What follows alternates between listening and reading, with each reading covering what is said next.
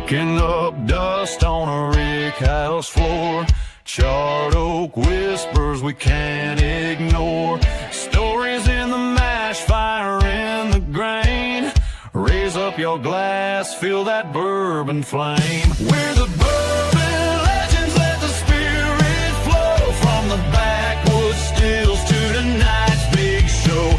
Every drop a story, every sip that's drowned. We're bourbon legends, let's throw it down. Let's throw it down. From Kentucky hills to the neon lights, we're talking small batch days and whiskey nights. Tasting the past in every pour. Gonna carve our names on the distiller's door. We're the bourbon legends, let the spirit flow. From the backwoods stills to tonight's big show. Every drop a story, every sip that's drowned. We're bourbon legends, let's throw it down. Let's throw it down.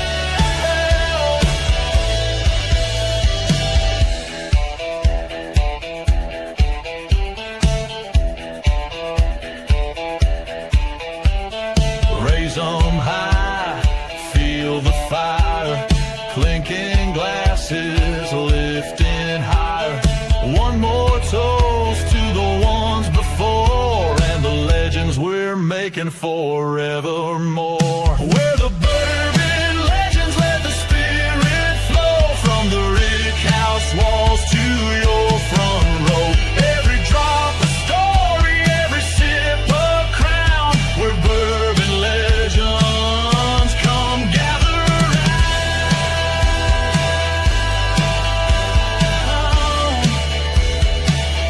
Come gather round.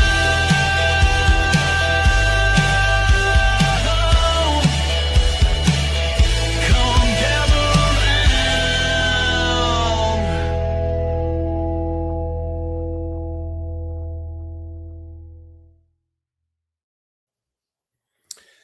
Good May 7th to everybody out there in YouTube land. I hope you're having a great day and a good week. And remember, this week, don't forget, you need to go out and get your mother something, whether it be flowers or a card or maybe a bottle of whiskey.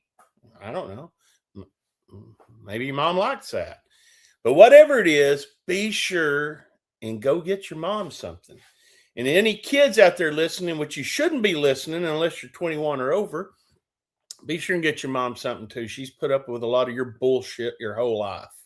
So anyway, that's what I tell my kids, and I hope they're watching because I've warned them about 5 times now. Isn't that right, Roger? That is correct, sir. Gee whiz, what's wrong with these kids nowadays? I don't know. I mean, they don't dance to songs anymore. They don't enjoy life. I mean, I'm dancing to our intro song. I love it. I think it's cool. You know, it's hard to get Trace Atkins to actually record something for And sing off key us like that. And yeah, I mean, he's like, I really don't know if I can sing that high of a note. And I'm like, come on, Trace. come on, Trace. Come on, buddy. You know you got you're it a in you. country music superstar. Surely you can do it. But I mean, I'll be honest with you, Roger, this whole Trace Atkins thing, I think we're going to have to get rid of that intro. I think I'm going to go along the lines of Lainey Wilson or who's that other one? Ella Langley. They're really a lot hotter right now than Trace Atkins is old country, pop country music. We got to get rid of him. He looks like a bourbon drinking man, though. Come on. His wife shot him through the frickin' chest one time, man. Well, there you go. And he lived. Yeah. That doesn't say, if that doesn't say bourbon's good for you, I don't know what does. That's right. Hey, listen, everybody out there, if you want to hear somebody else sing that song, if we can't line up Lainey or Ella, we could probably line up Will. Yeah. How about some metal? Let's do some metal. Yeah. What's your favorite metal band? Oh man, there's so many of them. I mean, there's nothing better than some Megadeth or Iron Maiden. Those Okay. kinds of things. Some old school Yeah. metal. Oh, like, Demon Hunter's one I enjoy quite a bit. So lots of I good have to metal. say I don't know much about demon hunting. Well, I mean, it's Sas- a fun sport. Sasquatch hunting, I know about Yeah, that. I mean, there's a lot of Sasquatches in Arkansas area. yeah. That You although you we got to don't call be. them Sasquatch here, No, we call them Bigfoots or the Oh, foggy folk uh, monster, folk Falcon monster. monster, folk Falcon monster. monster. Yeah, Yeah. Fouke, folks. In Mm-hmm. case okay. Yep. So far we got the song it was killer, and then we also got this, and see if this brings anybody back to memory. Don't change a damn thing. Damn thing. yeah, well, that's our buddy Mr. Jimmy.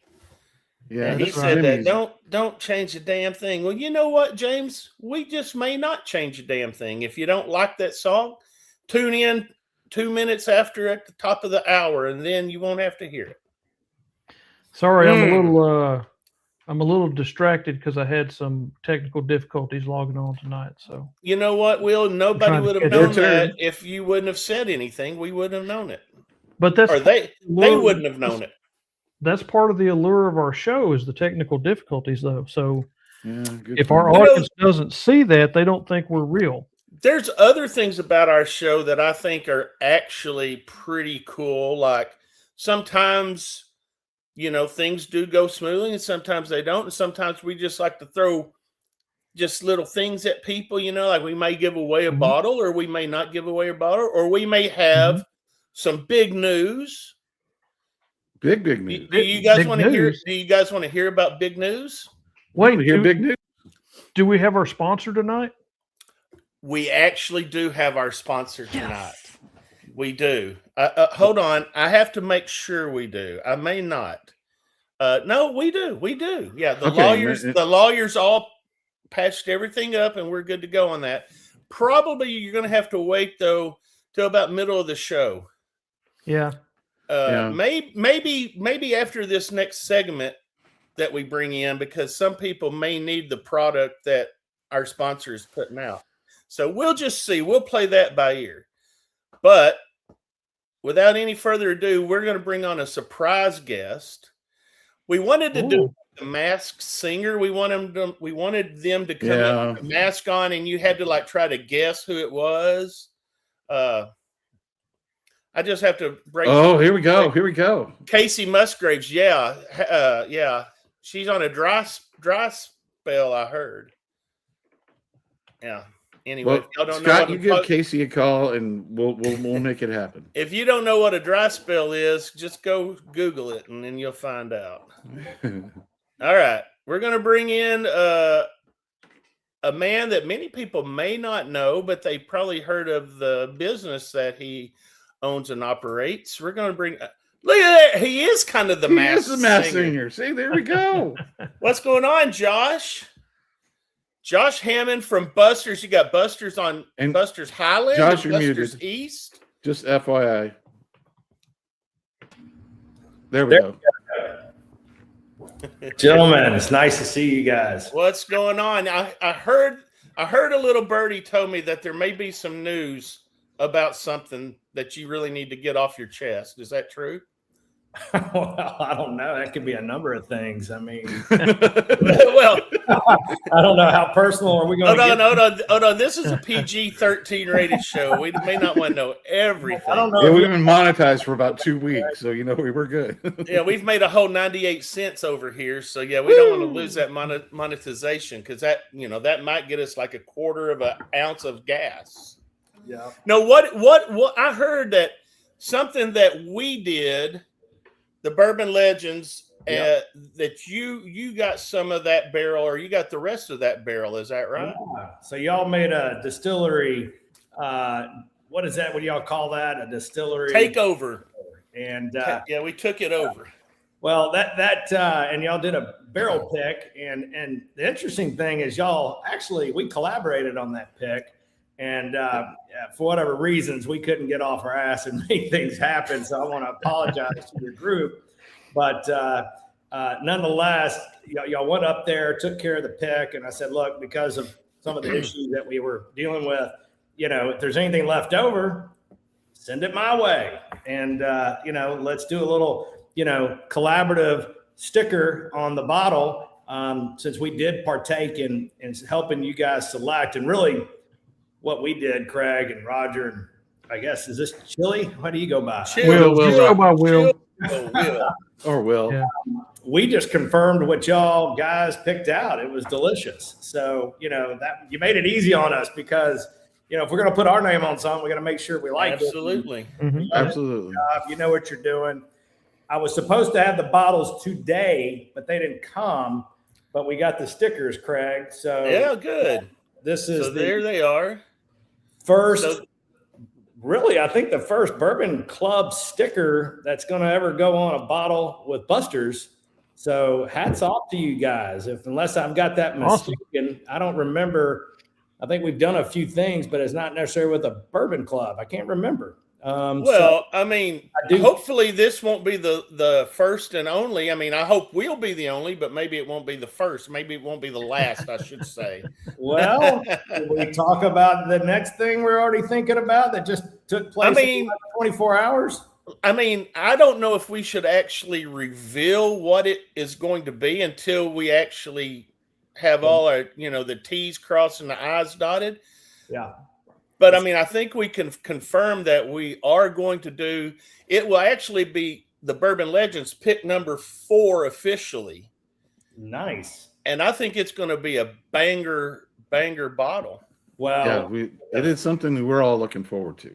The fact that I threw out 5 distilleries and y'all selected one that I had spoken with recently was a nice treat. So had a gentleman in my office, and we'll talk about more of that in the future. But I was excited to kind of relay the fact that, look, you were just here and I just threw out 5 distillery names, and guess what? They chose you. So he was thrilled. And so we look forward to moving forward with that. Absolutely. I can't wait to actually, I can't really. Anyway, we'll talk about that. We'll talk about that some other time. But That's right. Back to Old Glory. The bottles are here, and we were supposed to get delivery to Buster's today. I'm not sure why that didn't happen. I'll have to follow up tomorrow. Was it the end of the world? Just because, they're here and everybody's on the TV, so I'll have the bottles for them when they arrive. There you go.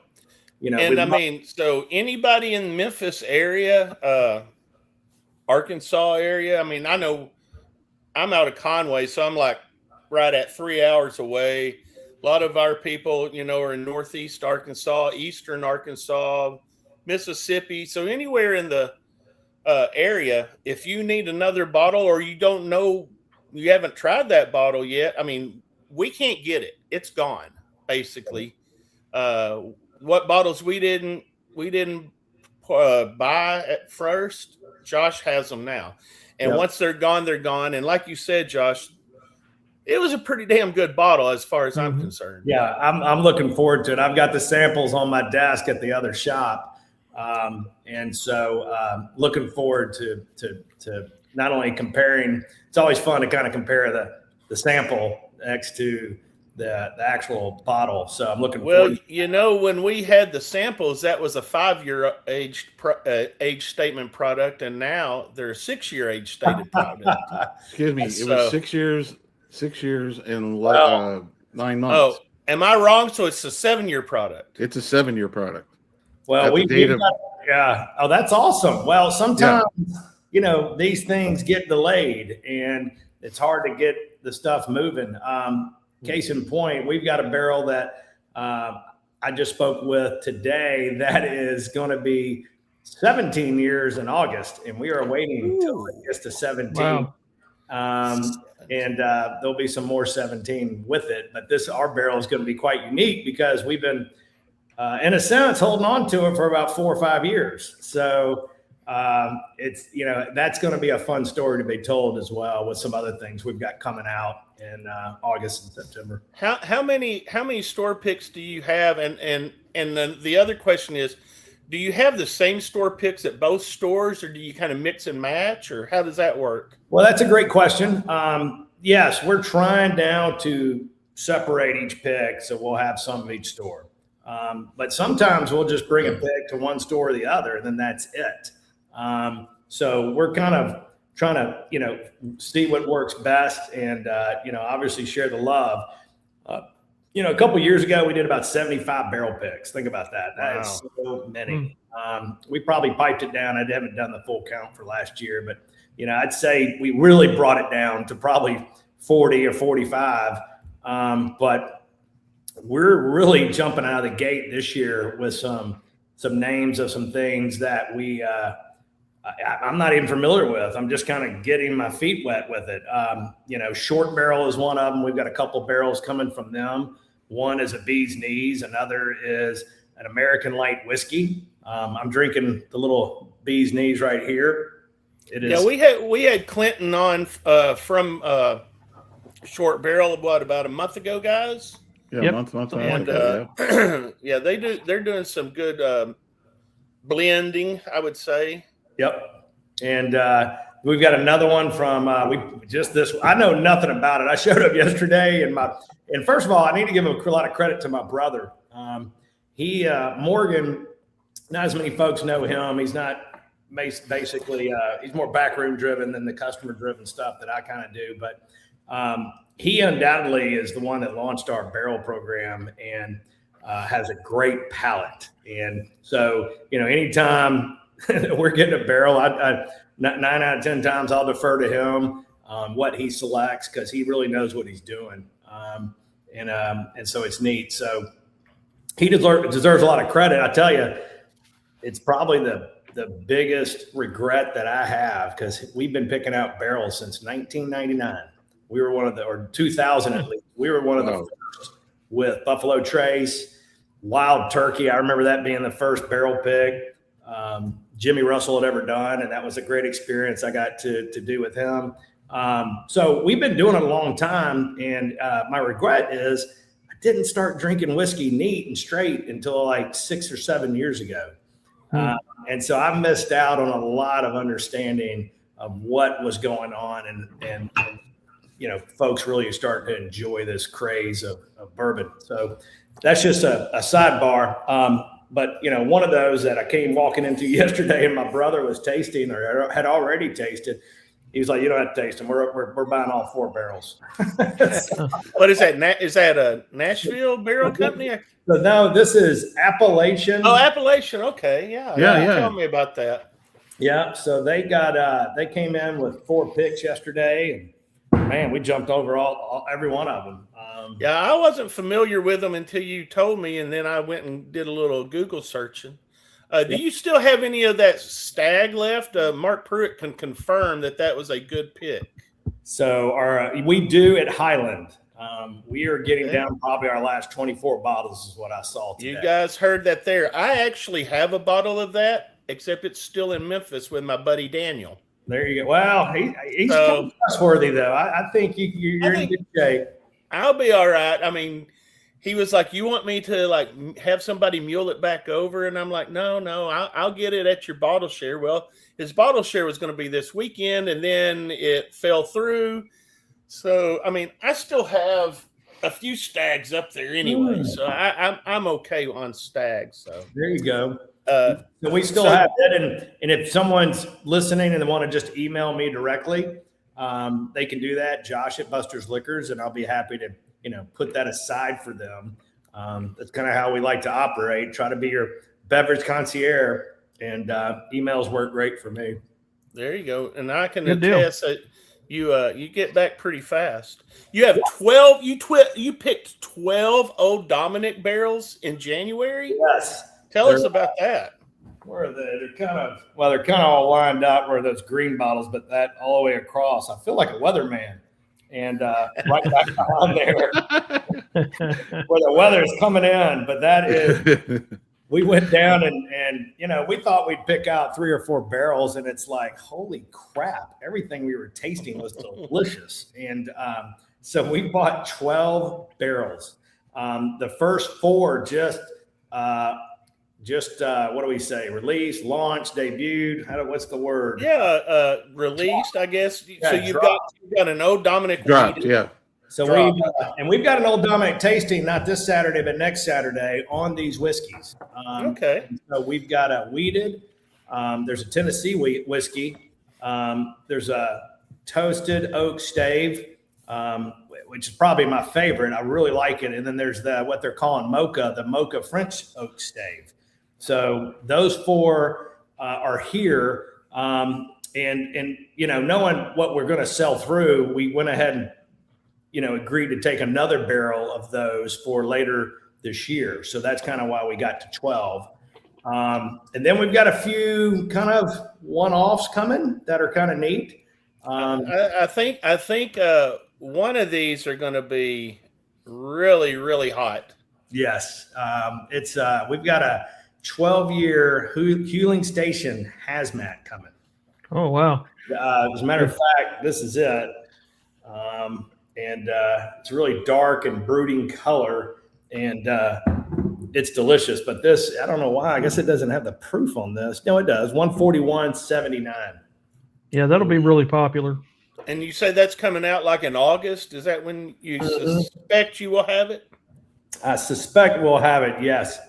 And it's just neat, right? I mean, it's a 12-year bourbon, and it's just the only one that you're going to see released. Now there used to be a nasty rumor that Huling Station was actually they were going to drop that label, but that's obviously not true, is it? I'm not sure. I think they're still doing that for the stuff that maybe that they sourced, and so I that's a great question. I think I mean, reading between the lines, I think the sourced Huling Station was basically what they were discontinuing and now going to their own, distillate. Yeah. And I think maybe that's where the stories got confused, where they weren't going to make it anymore. Well, they still kept the label. Yeah, it's tough to get rid of a brand. You know what I'm saying? And do a whole new label and do all that stuff. It's easier to keep that. So it made sense that they're keeping it, and I'm looking forward to that. I know there's a bunch of people on here looking forward to that. Ernest Peacock's out there. He's looking forward to it. We've got James Caldwell from here in Central Arkansas says he needs to get to Memphis. Yeah, everybody needs to get to Memphis. If you're a local, man, it's such a short drive. I mean, hell, why not go over there? Yeah, we can go over. Go and then over tell them that the Bourbon Legend sent you, for crying out loud. Mm-hmm. Should we show them a little bit of the store while we're at it? Yeah, go right ahead. Go right ahead. Now, which one are you in? Are you in the new store or the old store? This is okay. East. And so we've got a couple of tasting rooms that we organized and created. But here's the store.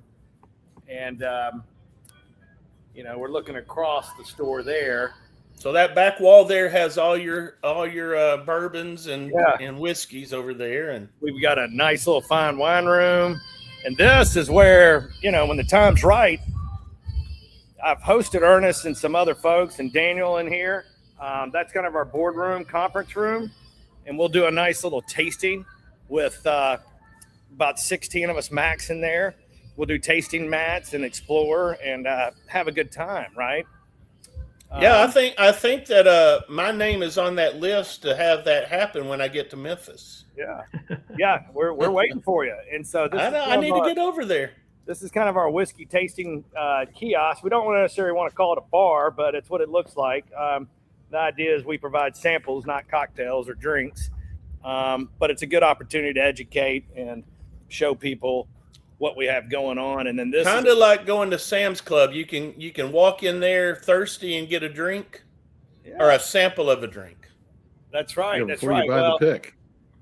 I'll never forget the first time, and you can see that whiskey wall, how neat that is. The wall of whiskey. We love that. I'll never forget the time my dad walked in, and it was probably 20 years ago, and we just got approved to sample wine. And he walked in, and he's like, "What are y'all doing?" I said, "Well, we're sampling wine, Dad." He's like, "What for?" I said, "Well, people want to know what it tastes like. We want to educate them and let them have an idea of what they're about to purchase." And Absolutely. he's so funny. He goes, you don't have to do that. You just need to write on the case card. Awesome. Excellent. Fantastic. So to see how far we've come, and now that we've got private tasting rooms, it's kind of cool. So we're still working on what we can do event-wise, but we would love to partner with the Bourbon Legends and you folks. Absolutely. Yeah, definitely. We're definitely going to do something. It's when you gave us that opportunity, for this next thing coming up, I called Roger and I said, there's one that really stands out to me. And he says, me too. And I'm like, you want me to email Josh right back?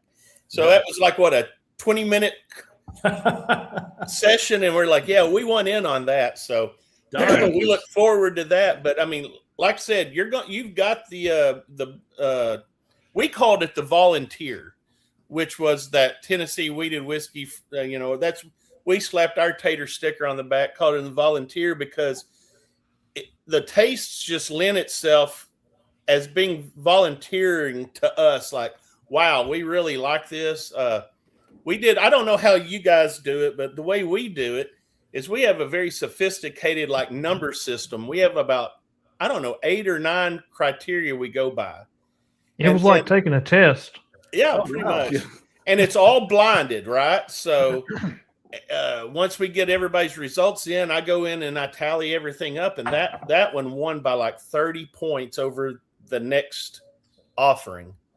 So, and neither were bad. It's just that one was the one that was the most pronounced. Yeah. And that's barrel 215, boys and girls.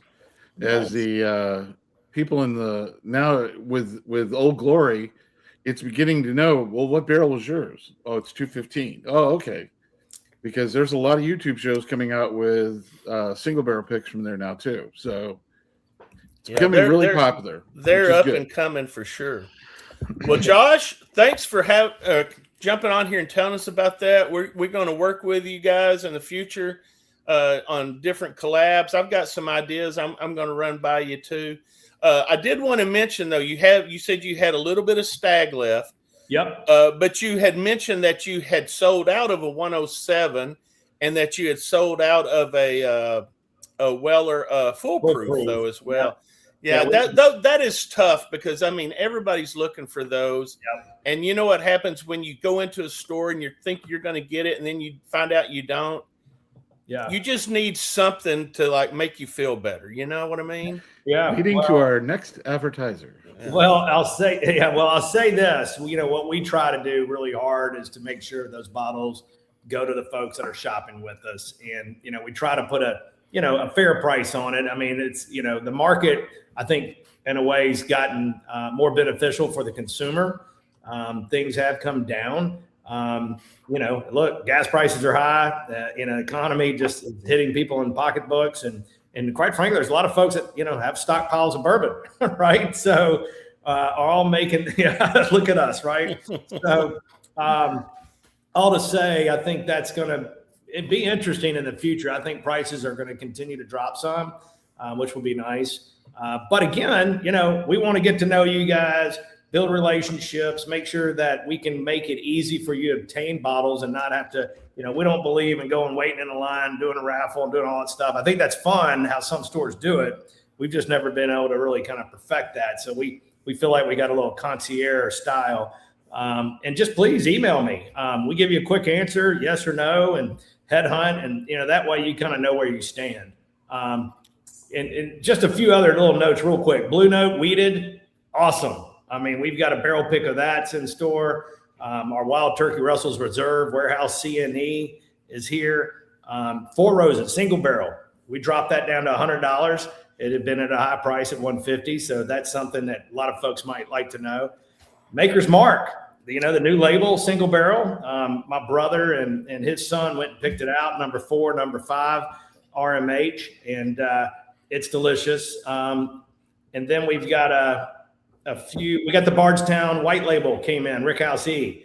That sold out quickly last year. And then listen, something I've been real big on, and I wanted to mention this to you real quickly is Ingram. I love what Ingram is doing, aging whiskey on the barges. And if you guys haven't been up there, they've got a bed and breakfast now. that you can stay there for the evening, get a tour on the barges, do a tasting, watch the sunset go down. I've been up there 5 or 6 times. It's just a great thing. And y'all should look into that too. And I'd love to That help. sounds cool. Love to help facilitate that for you guys. That Where would be is good. it? Where is Ingram out of? Is it Missouri?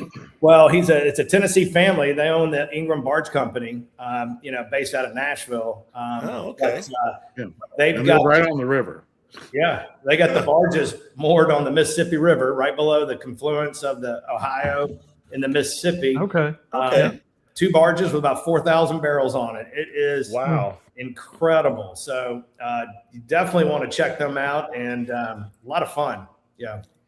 We were right in that area a couple of weeks ago, We absolutely were. We went right through Cairo, Illinois, just down, all in that area, right there where the big earthquakes hit.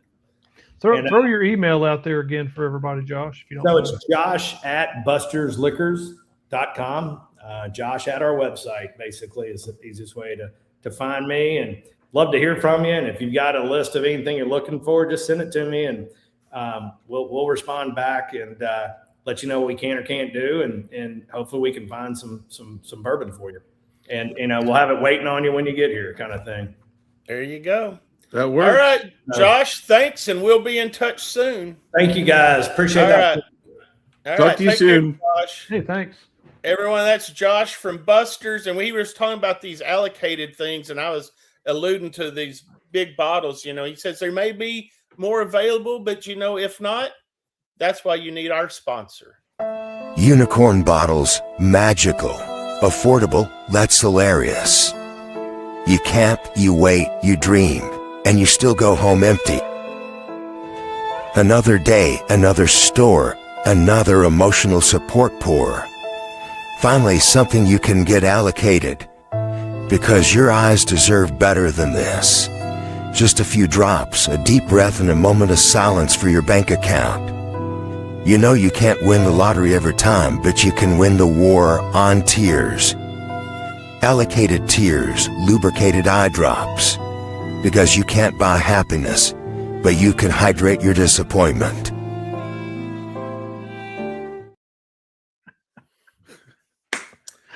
And when is that going to be available, Craig? It's going to be on the website soon, right? It's going to be on the webpage probably the first of next week. We were still waiting a big shipment to come into our warehouses, but no fears, guys. We will have allocated tiers for you when you need them, and not only that, but next week we have a new sponsor as well. We're picking up sponsors like crazy, so you have to stick around for next week to see who is coming on board with us. Yeah, this trip to Kentucky was very, very productive. It was very productive. Get them right there at that link, the Bourbon Legends missions and merch. Yeah, it's not up on the page yet, but it'll be there soon, where you can order your own allocated tiers. Speaking of guests, and I don't know if their stuff is really allocated or not, but Charlie from Iron, we're bringing you right in hot, honey, from Ironroot Distilling. Thanks for standing there in the background, keeping everything straight in the green room. But we want to welcome you to the Bourbon Legends show, Thursday Night Live, or tonight it's called 30 Night Live, because somebody obviously didn't know how to spell thirsty. So they weren't thirsty at the time they wrote it. And I have to do a lot of this stuff early in the morning. So anyway, maybe we're just a few in. Either way, it's fine. The more we get in, the more we get out of the show. It seems like, I don't know. I tied one on last Saturday at a bottle share, and I'll be honest, this is like the first. I'm not going to go into details, Roger, but it's the first drink I may have had here this new week. So anyway, everybody, this is Charlie Humphrey. She is with, and like I said, Ironroot Distilling. If you've not heard of them, they are out of Denison, Texas. Yes. So, Charlie, if you would, could you just introduce yourself and kind of tell us what you do there at the distillery and what you guys stand for and everything, and see if you can answer all 10 questions before we have a chance to ask them. I like a good challenge. So as you said, I am Charlie Humphrey. I am it's funny, we all kind of make our own titles at Ironroot. So I usually just tell people I'm the regional manager for the brand. So I am all of South and East Texas as well as Louisiana. What I do is pretty much preach the Ironroot gospel. I am in liquor stores, I'm in bars and restaurants, I'm in clubs, I do lives. So anyone that will stand still long enough for me to talk about Ironroot, you're gonna get stuck hearing about it. And as you said, Ironroot, we're up in Denison, Texas. So really cool little town. Almost Oklahoma. I always tell people if you're coming from South Texas, just drive up north. When you see the state line, slam on your brakes. You're probably in Denison. We are a family-owned distillery.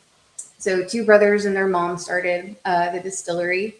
Robert and Jonathan. This is really kind of a fun startup story for us. So Robert's family had gone on a family vacation and went and visited a distillery just on a whim. And y'all kind of left and went, that would be fun to do one day, maybe when we retire. Yeah, cool. So life goes on. They go on about their business. Robert, the younger brother, he was in law school at the time, and he was just about done with law school and decided, nah, no thank you, not for me. And what better time to break that to your family than Christmas dinner? It's when I like to it's when I like to call all my moms, make sure everyone got what they wanted. We had a good meal. Oh, by the way.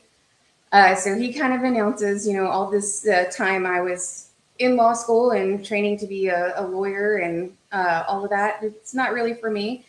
And their father, John, kind of desperate to break some tensions, said, well, what are you going to do? Start that distillery? And Robert said, that's exactly what I'm going to do. Jonathan, his older brother, who at the time I believe was designing saw blades for neurosurgeons. So great job, 401k, wife, house, kids, all of that. He's like, well, if you're going, I'm coming too. And Marcia knew her boys better than that. That's what I like to say. And she was not going to let them go off gallivanting without adult supervision. So she came right on along with them. And we're really happy they did. I always say we're a small but mighty distillery. There's only about 14 of us full time, conquering the country. And we make some damn fine bourbon. Nice. You've told that story at least once, haven't you? Maybe. You know what's funny is I find very funny is I don't know what it is about people that go into law and then suddenly want to open a distillery, because there's a certain guy down in southern Mississippi called Matt Crittenden. He went to Georgetown Law School and decided, nope, not going to be a lawyer. I'm going to open up a distillery.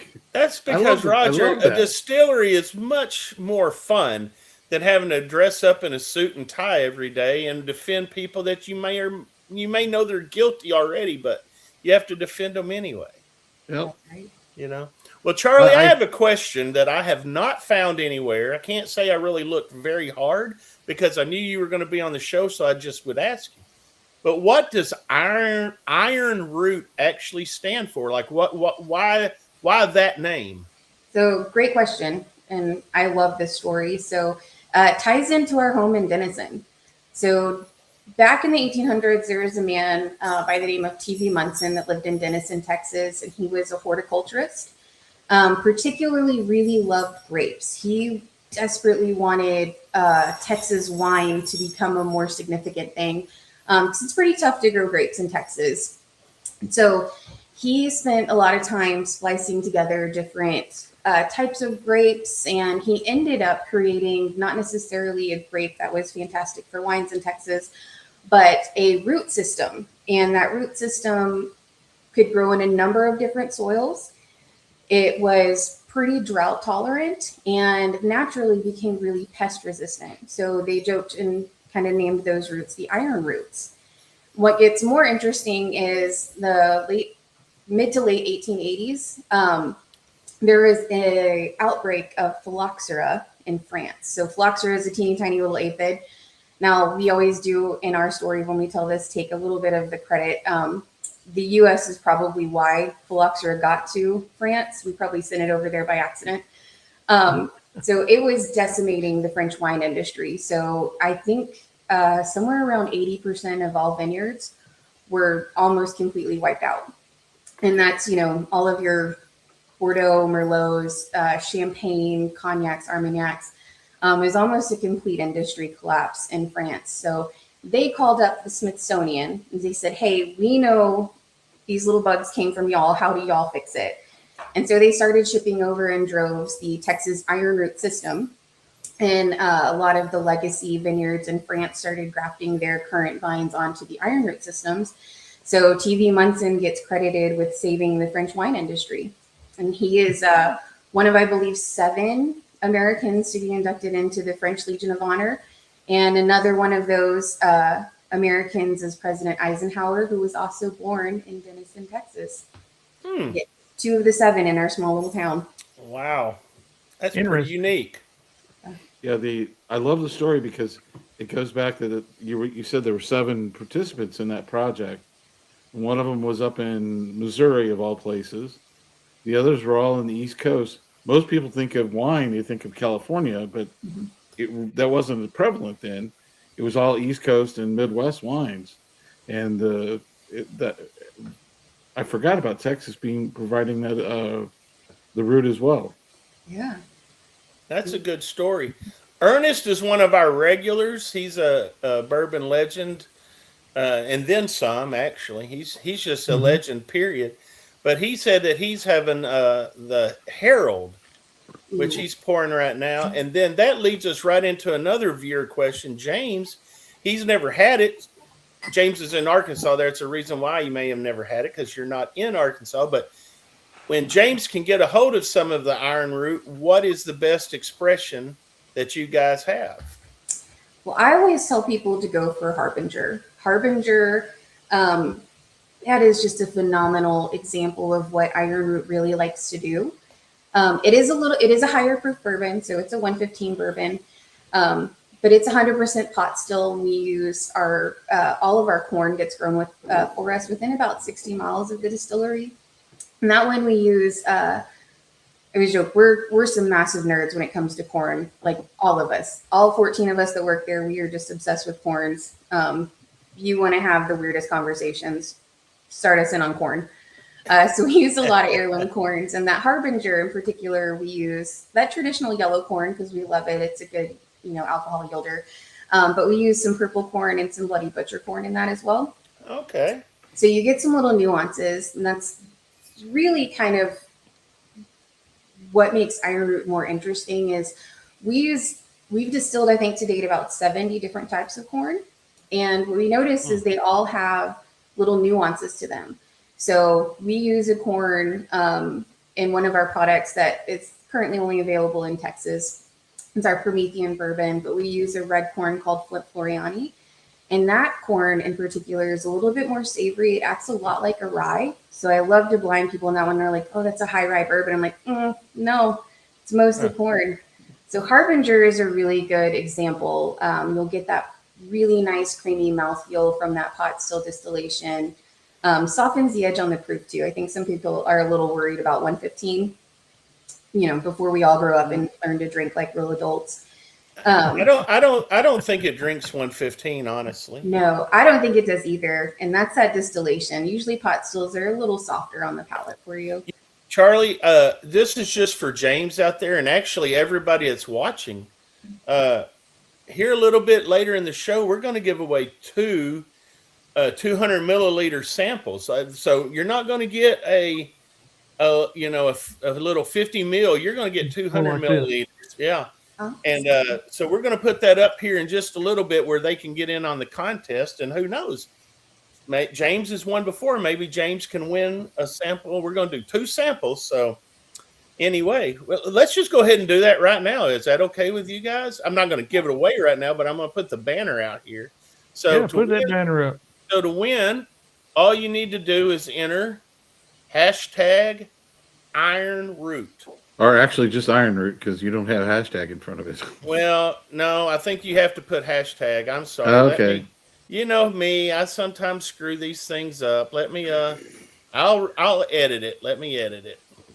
And let me ask her another question. Okay, go right ahead. You know, the nice thing about the key thing about Texas is it is its own category. I mean, you cannot say you can't compare it directly with any of the other areas that make bourbon or whiskey because of the climate, the effect on everything like that.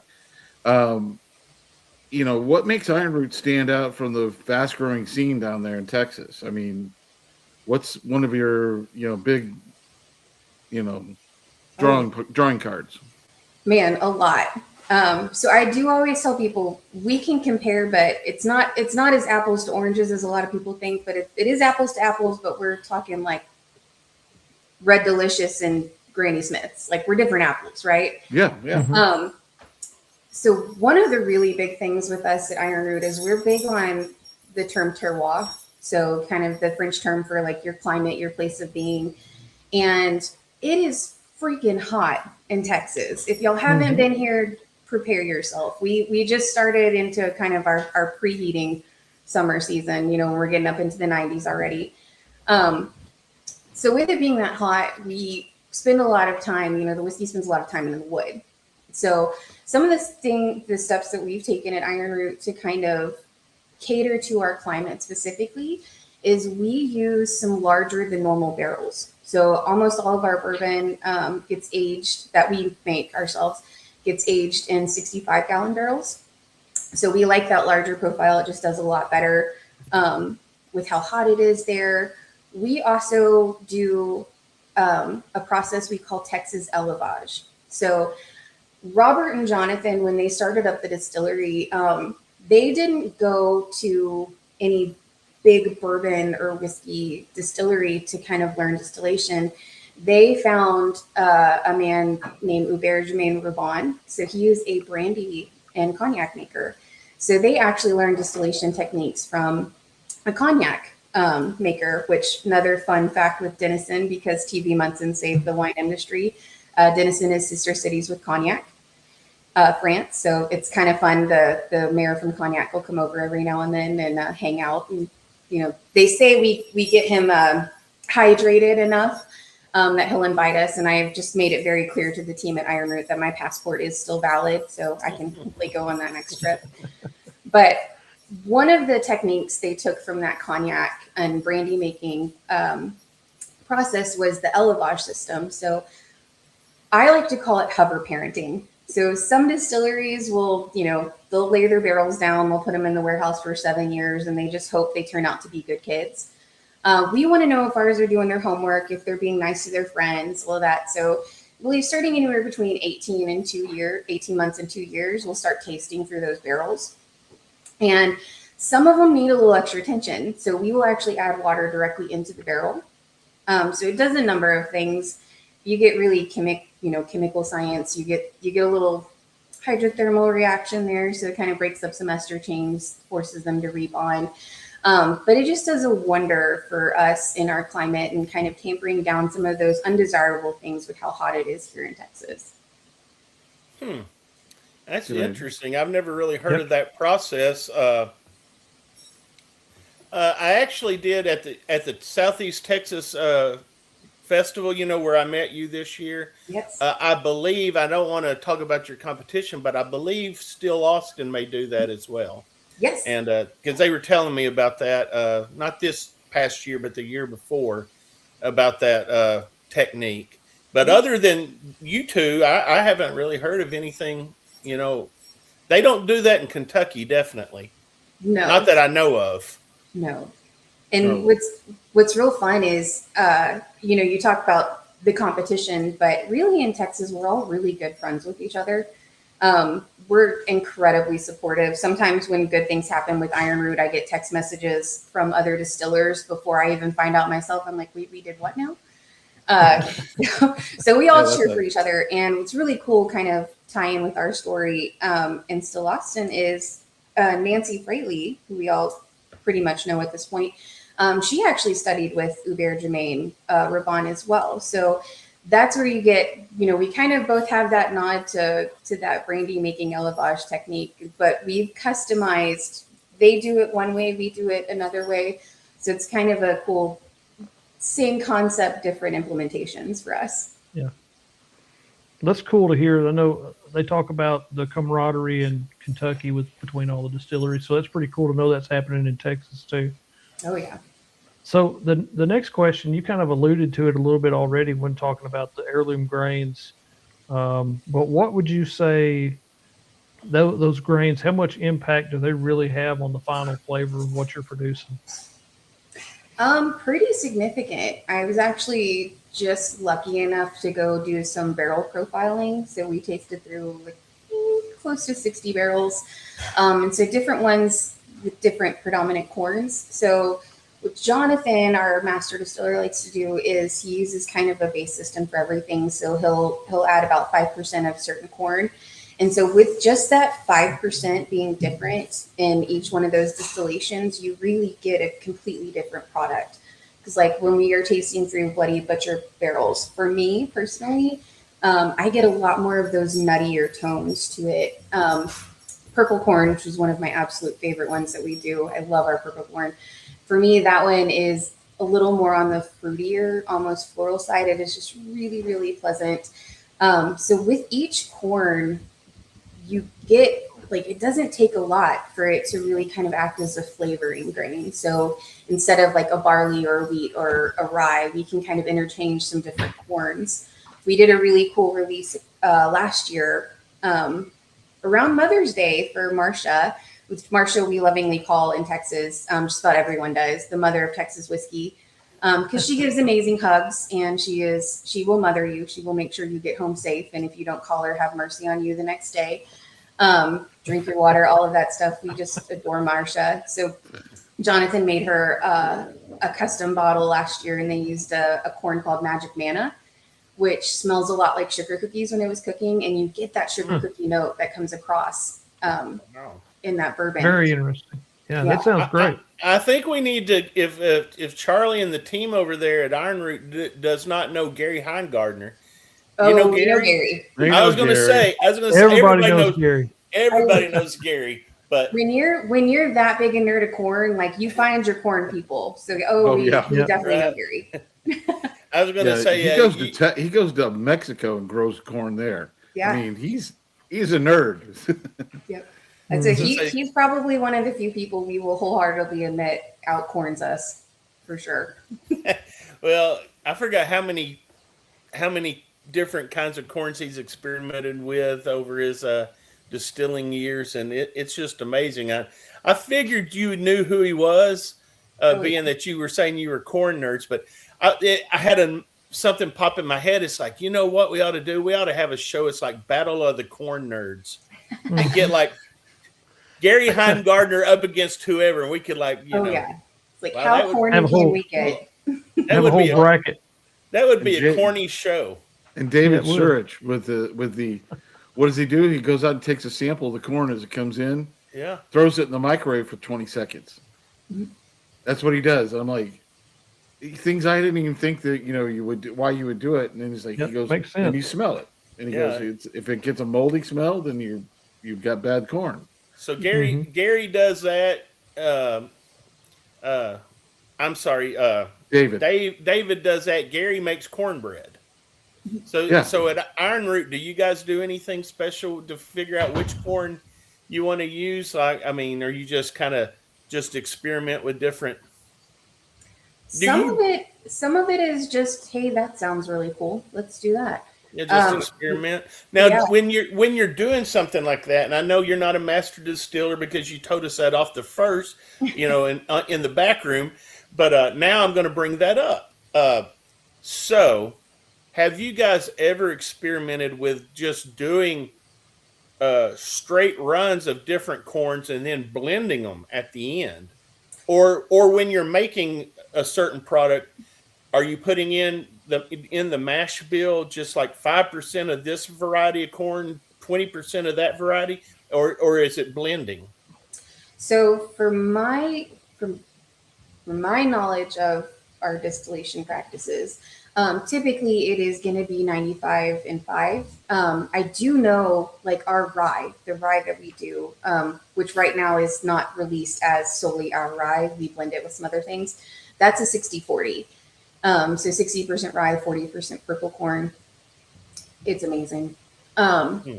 But Jonathan, I think like he is one of my favorite people to kind of watch. Like I just like to sit back and watch him, as creepy as that may sound. Because you can almost see his mind work. And he just has a really good sense and a really good feel for what things are going to work. And, you know, when you work with some of the corns that we do regularly, so like the purple corn or the Flint Floriani or the Bloody Butcher corn, you know, if you want to up that ante a little bit. So he may do from time to time some that are a little bit higher percentages, but I know kind of our standard for just our typical, you know, go-to run is the 95 and the 5. Well, that kind of leads into the next question I have, and that's speaking of, is there any decisions that's made in production that have really paid off? And on the other foot, is there anything that's ever not paid off that you know of or you can discuss? Some we don't discuss, right? Yeah, I get it. I get it. I think they call those trade secrets. You can just say that's a Yes. trade secret. Yeah. We, Bourbon we lore. won't ask. Yeah. You know, I think it's one of those things like I always say Texas whiskey as a whole is kind of a playground because we all kind of go, why not? Why hasn't anyone done that before? Like, let's try that. So there's definitely been some payoffs in production. Like I said, with the larger barrels, that was a swing. You don't know if that's going to age the correct way or not.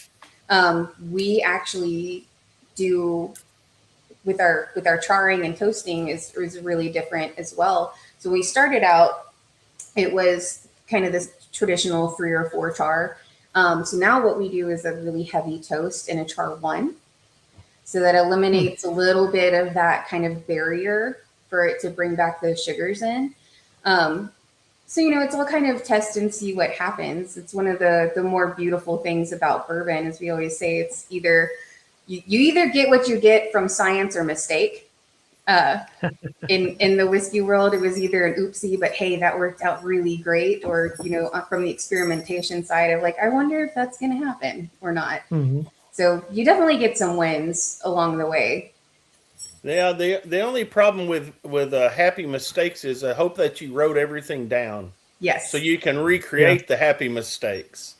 So you And say, I hope you wrote down everything that you messed up too, so that you don't repeat those. Mm-hmm. yes. Yeah, Jonathan came from the science world, and it's really hard to kind of, I also came from a science sort of background. So it's kind of hard to beat that out of you, that you document everything that you do. So he has a really good database of, we're going to do this again, and we're going to pretend like this never happened. Yeah. It's not like when I'm cooking and I'm just grabbing stuff out of the pantry and throwing it in a pot and everybody's like, oh, this is great. What'd you do? I have no idea. I have no idea. Seasoned with my heart. I still remember when Craig did he was cooking some donuts and he made a really, really good batch of donuts. And I go, how'd you do it? He goes, I really didn't write anything down. And I'm like, okay. Or the one that'll really kick you in the pants is when they change a program that you've been saving all your notes on, and then all of a sudden you go back 6 months later to look up what you did last year, and they've erased all your database, and now you have to start over again. Oh. Yeah, that's where I'm going back to the pen and pencil, and not only putting it online in the cloud, but also, you know, on a hard, you know, on a slate, if you will. So, you know, not putting all my chickens in or all my eggs into one basket anymore. So Yeah. it happens, you know. So, It happens. so tell me something. For the whiskey nerds like us, what's something happening behind the scenes at Ironroot right now that people would never realize or would get them excited right now? So we actually just tasted through, we had a group come up from down here in Houston. It's where I'm based. We had a group come up to the distillery and we let them taste a really interesting thing. Because like I said, the why not try this is really kind of the motto for us. So if you're familiar with kind of agave spirits, there's an agave spirit called Pechuga. Yep. And It's a little bit of like a hybrid between like a tequila and a gin. And the kind of key marker for that is there's always a piece of protein in the still. Well, we had some A5 Wagyu get delivered to the distillery, but it wasn't delivered properly, so it was a little out of temperature. So Jonathan threw that in the still. So we have a whiskey that had some A5 Wagyu in the still with it, and it's a really cool. It's pretty new to the world still, but it is really cool. They distill beaver nuggets. If you're a Buc-ee's fan, they distill. So That's very interesting, though. I've seen protein in a still, but it's usually been not in a still, in a fermenter, and that was usually flies and bugs. Protein, not a Wagyu. Now, did that actually come through in the finished product? I mean, could you? You know, yes, like it has this richness to it. So even at, I think it's about 2.5 months old right now. So it's, like I said, still pretty new to the world. And if I misaged that, Jonathan, I'm so sorry fine. If you ever see this. But it does come through. Like you get this richness. Like there is that kind of savory, oily tone. And what's really cool is some people are like, I don't want my whiskey to taste like meat. And it's like, well, it doesn't taste like meat, but it gives this texture that just makes you really want to go back and taste another sip. It's just really cool. You know, that's very interesting. A lot of times we've been over to Old Dominic, and at the bar there, they have a duck fat infused old fashioned. Yes, I have had that. So I could see where, you know, and then of course, you're talking about working with heirloom corns. I mean, a lot of these heirloom corns are a lot more oily, and when you ferment them out, you can see blobs of corn oil floating in the. So yeah, it's, you know, from a distiller's point of view, that doesn't really sound that weird after all. Yeah, no, you know, I mean, it sounds pretty good. Although I would like the A5 without. And I'd like it on the grill, but you know, hey, and then a side of, you know, bourbon to go with a little side of bourbon. That's right. Yeah, that's what I'm thinking. Is like, you know, I don't know that there's going to be a better paired bourbon and steak combo than those two. When it comes out, we're in. We'll give it a try for sure. Absolutely, guys. Do you have anything, Will? Yeah, I'll throw another one out here. So, let me see where I'm at. So what's been the most exciting release that you've had at Ironroot that you want to talk about? Oh man. One of the ones we've done in the past year or so that was just really a special project for us. If you can see it behind me, it's in the box. It's the first time we've had a box, so that in of itself. But it was our 10-year cigar blend that we did last year. Came out in the fall, and really lovely. So it's an Armagnac finish, also finished in 2 different types of sherry barrels, and it's a 10-year. So that was our 10-year-old Ironroot juice. We had some older bourbons from some other distilleries, and there's some of them we can't name. So one of them was MGP, and the other one was just a really heavenly bourbon. I think there may have been a little bit of an Easter egg there, but I'm not for sure. Go ahead. I don't know what you're talking about. But that was a really, really good bourbon. It was in some of my top ones that we've ever released at Ironroot. We did a cigar blend the year before that. It's our Harbinger cigar blend, and it was 13 unfinished barrels. So kind of a bizarre thing for a cigar blend not to have a finish, but that was absolutely phenomenal. One of the cooler bottles I have, which this is long gone, so it's almost sad that I tell you about it, but way back, they did a distillation run with mesquite beans. So it's technically, governmentally speaking, a pseudo grain. That was super cool. So it had some really interesting notes in it. So we do our Hubris release every year. So that is a big one for Ironroot. It's a corn whiskey, so not a bourbon. And Hubris has actually won from the World Whiskey Awards. It's won World's Best Corn Whiskey, I think 7 or 8 times now.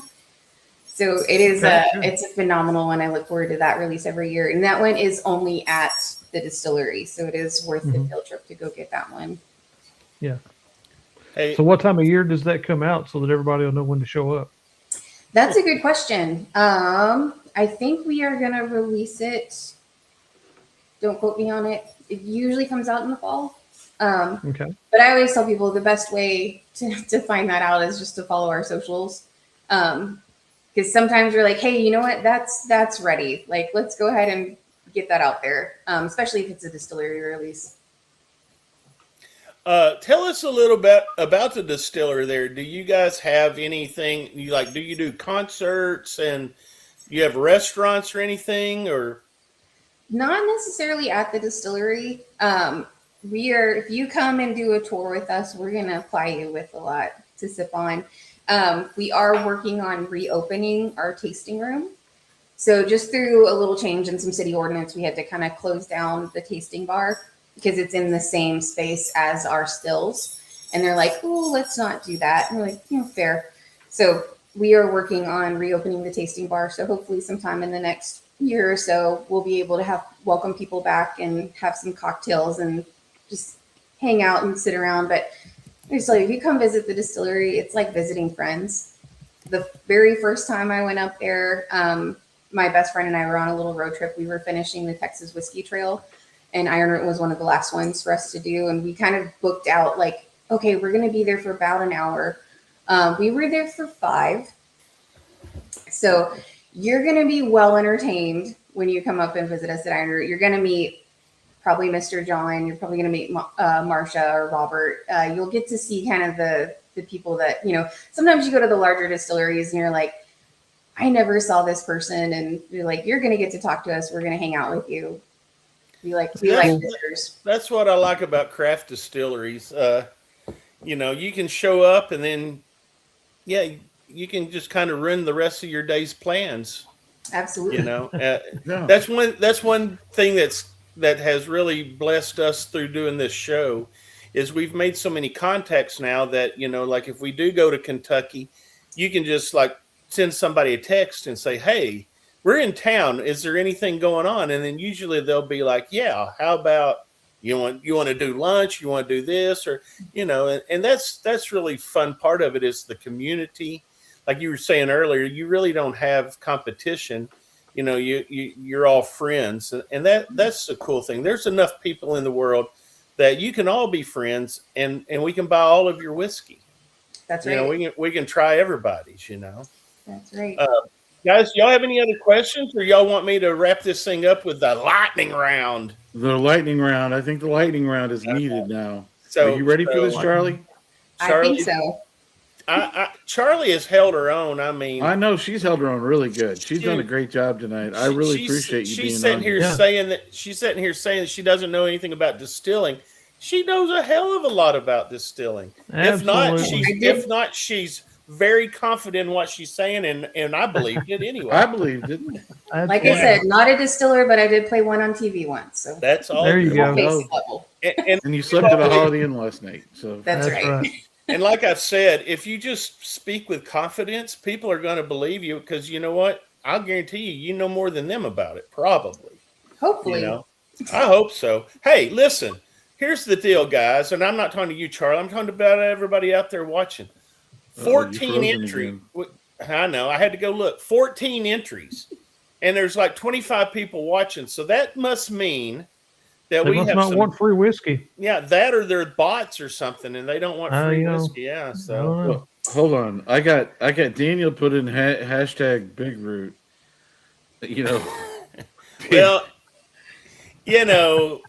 that's the reason why you're probably not going to win tonight because it's Ironroot, not a Big Root. Mr. Beasley. Yeah. Oh my goodness! All right, are we giving away samples of that Harbinger? I am. I'm going to give away 200 milliliter samples of the Harbinger that I picked up when we were in Kentucky. So it is 115 proof. You said that's Bloody Butcher and and Purple yellow corn.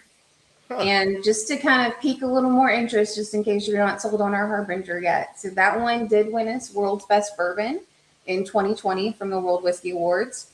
So we are still the only distillery outside of the state of Kentucky that's ever won. Cool. And sometimes people ask me, they're like, well, 2020, like, you know, that's a few years ago. And it's like, yeah, but you don't ask the Olympic gold medalists when they won. It's just freaking cool that they won. So if you want to try some really high quality bourbon, that Harbinger is definitely our flagship. And I actually know an Olympian, a gold medalist. That she lives here in town, and it wasn't this last Olympics. Well, it's the last Summer Olympics. She was a sharpshooter, and named Kaylee Browning, and so now I know an award-winning bourbon from Texas, and now I also know an Olympian from Arkansas. So hey, let's do this. Are you ready? Yeah, I always like to rub shoulders with people I know. Did I ever tell you guys that I met Johnny anyway? He's a name dropper. I really Craig's did. a name dropper. I really did meet Johnny Cash. He's a good guy. He's dead now, but okay. So lightning round, Charlie. Yes. So the way we play the lightning round is it's just the first thing that comes to your head. You do not have to elaborate on it for more than 30 seconds or whatever, but we're just going to hit you with a question. You hit us with an answer. There's nothing right or wrong. It's like your taste buds when you're drinking whiskey. There's no right or wrong answer. It's just what you like. Let her take a sip first before she goes. Okay. Yeah, one more grease wheels. It's a lightning round. Doesn't mean it's going to be that fast. It's just going to be, quick. All right. Anyway, number one. Hydrate. In the lightning round. If you could only use one grain for the rest of your life in your perfect bourbon or whiskey, what would it be and why? Purple corn. Purple corn. I love that purple corn. The notes it imparts on a bourbon is just beautiful. It particularly pairs really well with European oak. It's like brunch. Berries, cream, a little bit of nuts, some spice to it. It's beautiful corn. I'm gonna have to look into this purple corn. All right. Question number 2. Would you rather release a younger, bold whiskey, or would you rather wait to release something that was more refined? Ooh, it's a good one.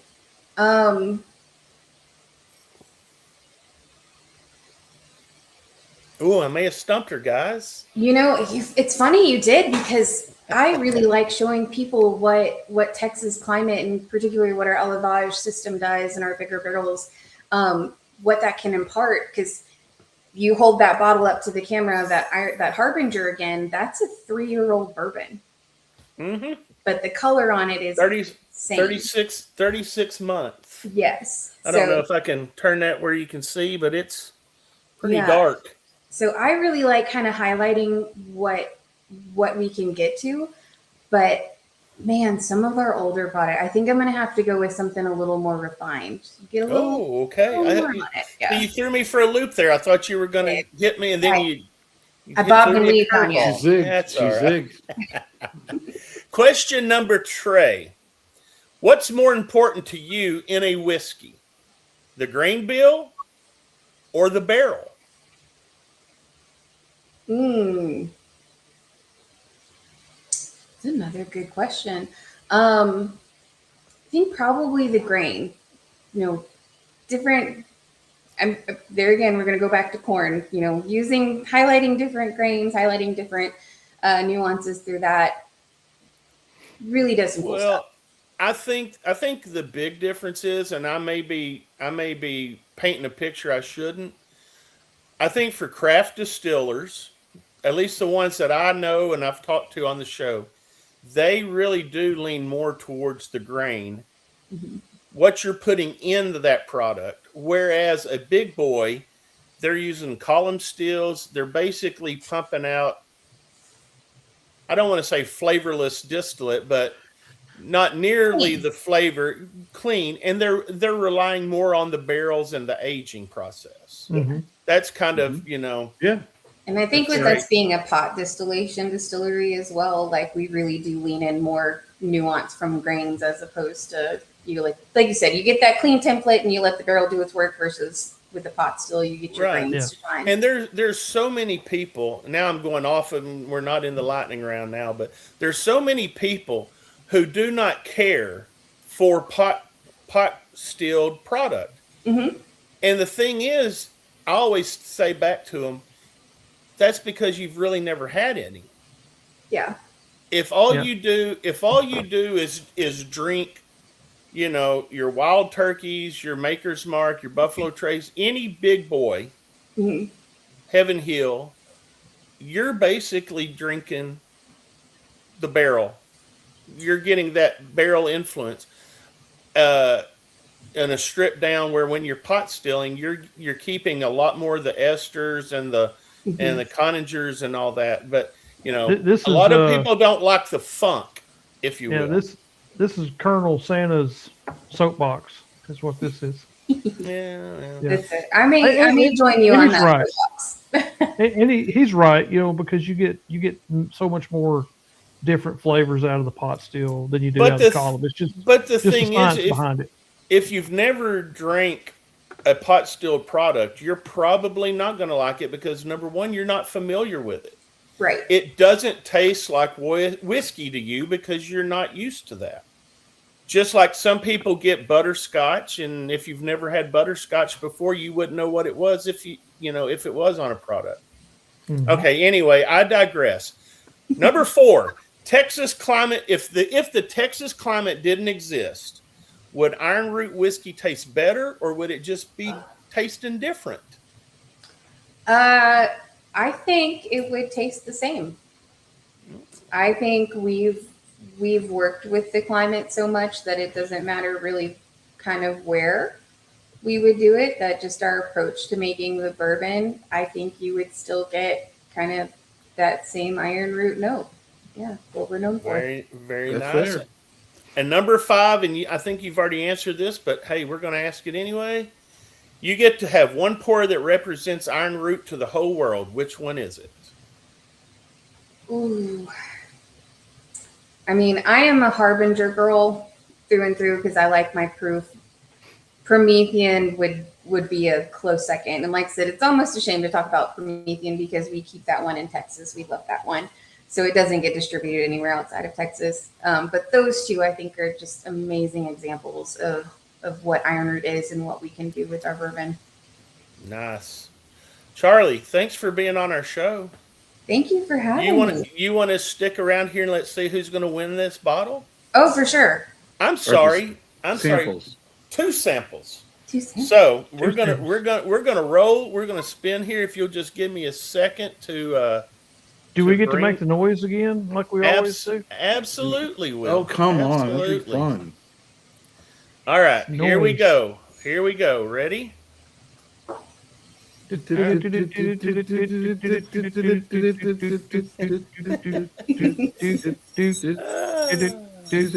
Wheel of Fortune. Roger Randall, that is rigged. Rigged. It's rigged. No, Rigged. no, You know no, what? no. You We're know not going what? to do that. We're not going to do that. No. This is the reason I put it in there. This is the wild card sample. This is the one that's going to go out to who I think would love and enjoy and having it, and who's never had it before. I pass this to James Caldwell. Okay. Well, So I'll tell James you Caldwell what. will win this. I'll tell you what. Hold that thought because I'm going to.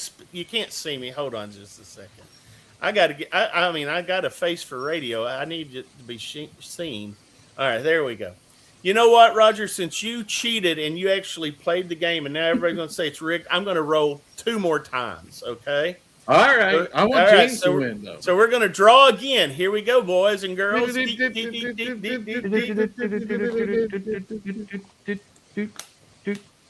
Mark. Oh, Donna. Donna's a two-time winner 2 weeks in a row. 2 weeks in a row. So Rigged. Donna will be getting this. Yeah, It's she's going to be rigged. coming through Arkansas. She'll save me some shipping costs on that. All right, last giveaway. Here we go. One more draw. Deep. Sound like a stuttering kid over here. Martin Cobb. Martin! All right, Martin. There we won. go. There we go. So James is the big winner tonight, I would say, since James didn't win. But thankfully, Roger cheated and played for That's right. James. So good job, folks. Whew! What a night! What a night! James didn't know he What a had fun two one. of them, but hey. Yeah, well, you know what? I tell you what I'm going to do. I'm not going to give James a sample. Next time James comes over to my house and comes to the speakeasy, I'm just going to let him drink whatever the hell he wants to out of that bottle. There you Does go. does that sound fair enough? That sounds fair enough. That sounds fair. And if James falls in love, James may go home with that bottle too. I mean, you know, I don't know. We might all sit and partake. I'm just want to make sure though that Donna and Martin gets their pour. And then James has never been to the speakeasy. Oh wait, no, he's been there twice. Yeah, James, he's been there so James far. has been here. Charlie, is there anything that you would like to add to this before we hop off, or are you good? I think I'm good. Other than if you want to know what's going on with Ironroot, some of the cool stuff we're doing, follow our social medias. We have a newsletter we like to send out. You can sign up for. We're not spam type people. We don't have the energy for that. So you'll really only be contacted when we're doing cool things from the distillery. But yeah, go follow Ironroot and come on the journey with us.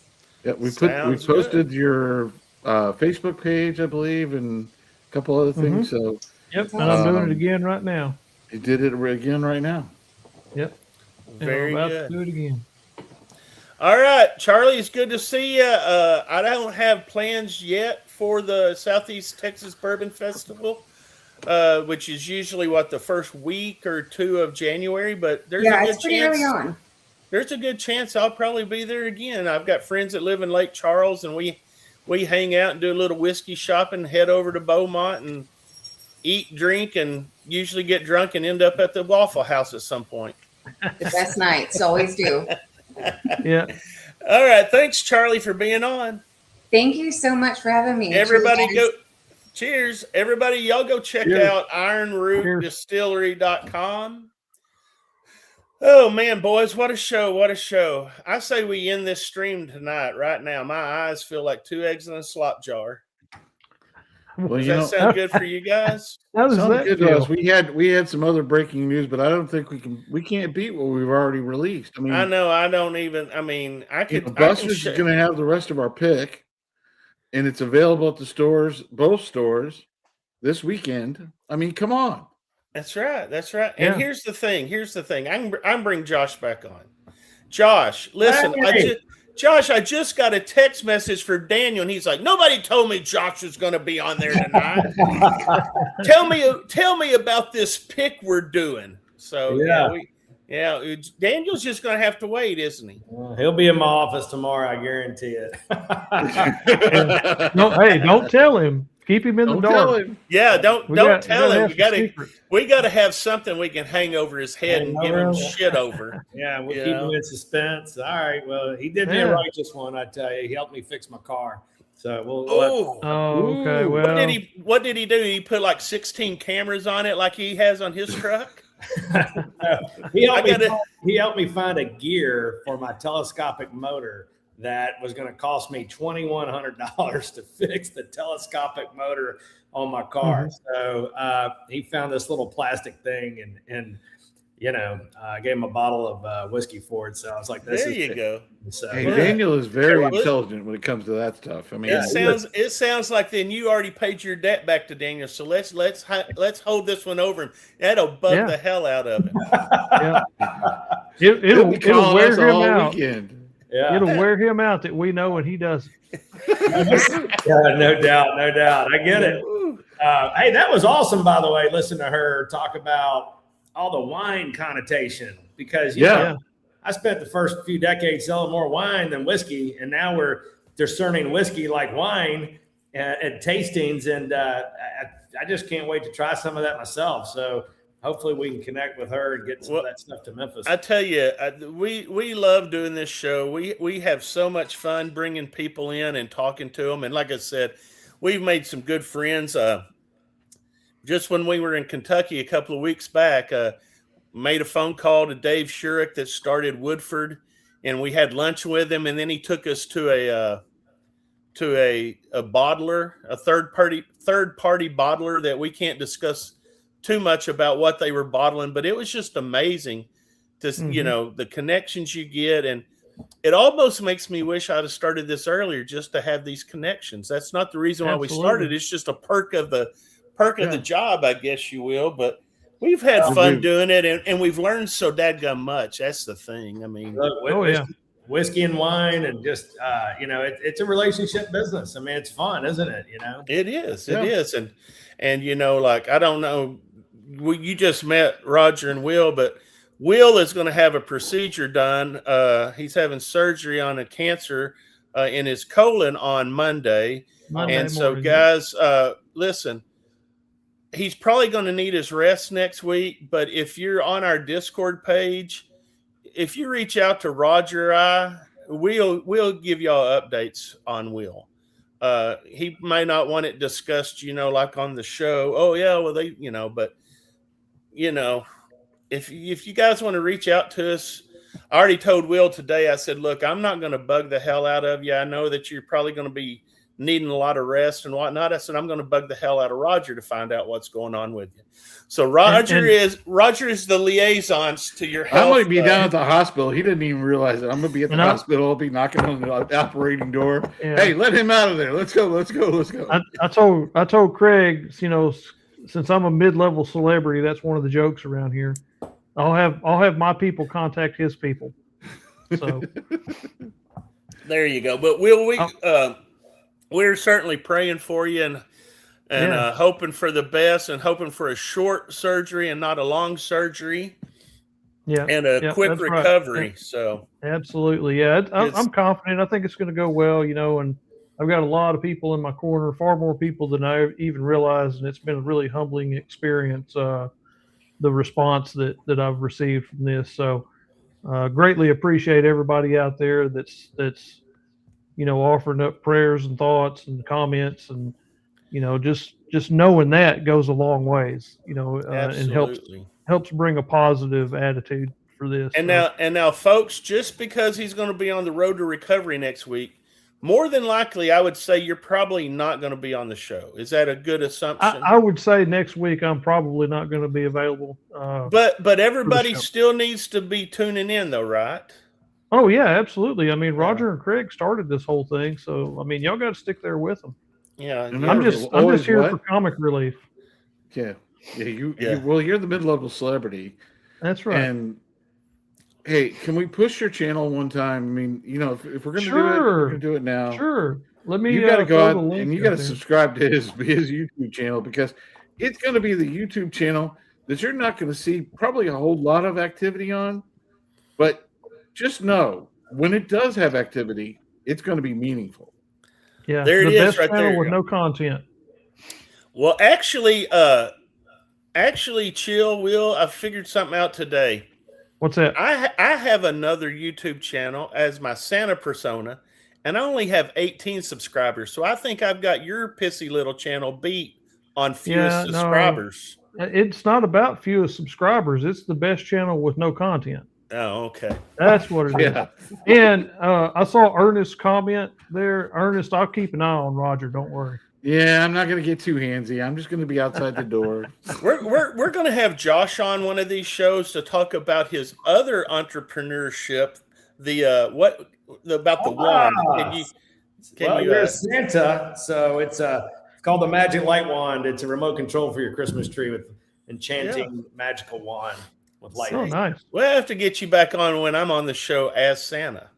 Yeah, nice. And Josh will have to also know my previous life before they converted me to bourbon was all wine. So I got a 900 bottle cellar sitting in there. So just collecting dust, right? Oh yeah, it gets drunk. I know absolutely nothing about wine, so no. Yeah.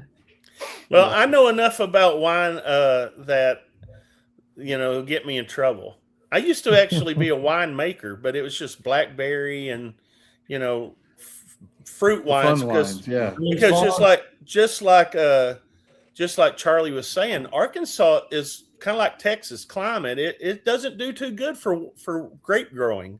Yeah. right. You know, much better Oh. for corn and whatnot. So Well, they grow a lot of grapes, a lot of Niagara, and then that goes into a lot of sweeter wines. that is true. And I actually did have Niagara grapes growing in my vineyard.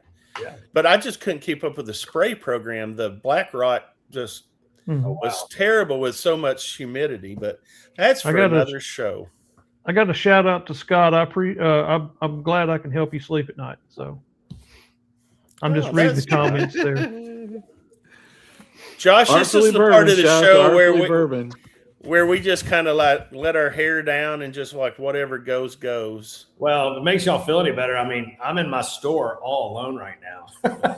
We close down at 9:00. They turn the lights out. And I'm just hanging out with a bunch of bourbon. Terrible. There you go.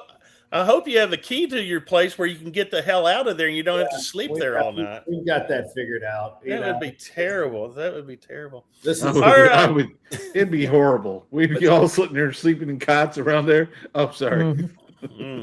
so eventually All right. I'll get my cabinets full of barrel picks and just some interesting stuff. And this is kind of the ad lib room where if someone shows up here at East and I'm here, I'm going to bring them in and.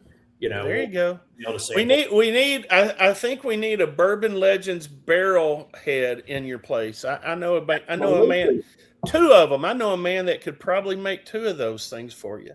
Yeah, So I do too. His name wouldn't start with a D, would it? no, it would start with it. It would start with a C. Daniel could probably make them, but I actually have a laser. So He's I got could a laser actually, with I can barrel. laser them. So Yeah, he made these right back here. That's Yeah, Bourbon see, Legends one here, right I'll- back there. I'll here, Will, let me solo you there. We're going to have to commission There you go. you. Now, wait a I'll second. even- That's a whole other deal. We need to talk. I love this. That's Yeah, fun. absolutely. I'm a jack of all Oh. trades, but or what do they say, a master of none. Oh yeah, look at this. That is so cool. That's awesome. You should be selling the Get the light daylight. on. Yeah. Well, I don't have the rights to Wild Turkey's Oh. logos and stuff. That would be kind of Oh, yeah. yeah. But he made that for Will because Will needed it on that piece of wood so that he could put That's it right. up somewhere. Yeah. Someone. Yeah, and I gotta forgot figure that out where. I forgot we're live. So yeah, it was actually Daniel that made those. So if Daniel Beasley. if anybody wants to send out cease and desist letters, send them to Daniel Beasley. That's so funny. Yeah. All right. Oh, Daniel. Now Daniel says I ought to invite Josh to the fire. Absolutely, Josh. If you want to come over to Arkansas, 4th of July, man. we have a hell of a fireworks show. My dad is putting on for the 250th anniversary. Oh, wow. And it's going to be crazy. I have to say this, and then we're going to wrap the show up. But I saw where one of the smaller communities in Arkansas wrote on their Facebook page yesterday that they were doubling the amount of money that they're spending on their fireworks show this year. And I looked at what the number they put out there, and I'm like, oh, hell, my dad's been spending more than that for 10 years. Oh, wow. Nice. And then I went to my dad and I said, did you see the city of Dardanelle is going to spend this? I think we need to buy more. And he's like, I mean, it is the 250th anniversary. Let's Hey, go out Josh, with a I got to bang. tell you something. Last year was my first time going to this event. And me and my wife were sitting there, and she goes, how long is it going to go? I said, he's still going. It was amazing. And then we had Absolutely, a guitarist playing. We had music. It was awesome. We had showgirls. We had showgirls running around. Oh my goodness! And no, we didn't have that. But maybe this No. year. Maybe this year. Look at here what Ernest Peacock says about me. I'm a jack. Oh, is he talking about himself or me? That's nice, Craig. I'm a jack of all asses. No, you're not, Ernest. We love you, Ernest. Whether you love yourself or not, we love you. We do love Ernest. We do love Ernest. Ernest Peacock. I just love his last name. I'd love to. I mean, I got a name Imboden. I mean, wouldn't it be a lot better if my last name was Peacock? He's changing my attitude about malt whiskey. You starting to like malt? Yeah, he loves malt whiskey. I have been Yeah. and he tried Oh, yeah. several, and I was like, wait a second. Man, what are we Yeah, Yeah, he's wait all till over he the starts place. talking about mezcal. You know, he'll get you on the mezcal train too. Yeah, he will. He'll catch you on all those trains. That's going to be difficult because I've made my mind up about mezcal. I'm not going to believe anything Ernest says when he starts bringing out the Malort. That's where we'll draw the line. Yeah. We had a gift set, Malort. It was like a little 50 ml for all the days of Christmas. It was or December, and I was like, "Who bought this and thinks we're going to sell it?" And I think it did sell. But my God, Oh yeah, it'll sell. that's a small customer base. At Christmas time, there is a lot of those dirty Santa Claus, games that they play. So maybe that's why they put that in there. All right, folks, we're going to wrap this show up. If you want to, head over to our Discord page where I'm sure somebody already has it open. I want to give out a shout out to Josh. Thanks for being on the show. Charlie Humphrey from Ironroot Distillery. We're going to get those samples out to Donna and to Martin. And then we're going to just let James come over to Speakeasy and drink. All right, folks, we'll see you next week. Same time, same bat channel, where we're going to have on Brandon Carlton from Totally Honest. Is it Totally Honest Bourbon? It's brutally honest bourbon. Brutally honest. He's not just totally honest. He's brutally honest. Brutally bourbon. honest. Yeah. And this week he is out on a salute. He's out on an oil platform in the Gulf of Mexico. No, he's not, Roger. I saw him today at Crittenden's live. He was live with Matt Crittenden today. Wow. Yeah, he sure was. So he's All off the right, oil folks. platform. Yeah, he's off the oil platform. So long, everybody. Good to see you. Thanks, Josh. We'll see you guys next later. week. Thanks, Bye, Josh. everybody. Pour one more for the stories we've told of barrels and bottles and whiskey gold. From grain to glass, through fire and flame, every pour's got a legend's name.